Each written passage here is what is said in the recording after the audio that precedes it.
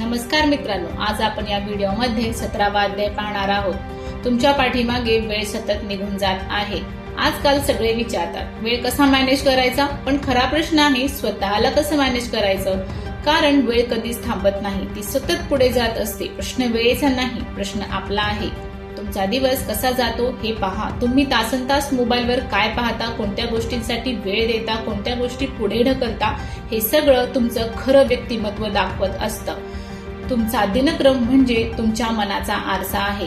जेव्हा ट्रेन सुटते, जेव्हा फ्लाईट चुकते किंवा जेव्हा एखादी जवळची व्यक्ती कायमची निघून जाते, त्या क्षणी जाणवतं वेळ परत येत नाही। पण विचित्र गोष्ट काय आहे माहित आहे, आपण हे सगळं इतरांसाठी मान्य करतो, पण स्वतःबद्दल मात्र असं वाटतं की माझ्याकडे अजून खूप वेळ आहे। उद्या करू, नंतर बदलू, कधीतरी सुरुवात करू। पण सत्य वेगळंच आहे।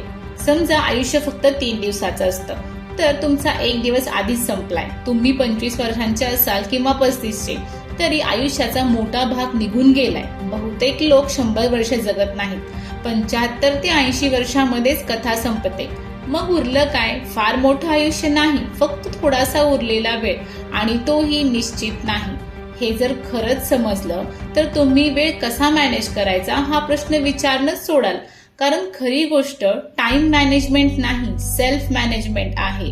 जेव्हा माणूस स्वतःला व्यवस्थित करतो, त्याच्या सवयी, प्राधान्यक्रम, विचार, तेव्हा वेळ आपोआप योग्य ठिकाणी वापरला जातो।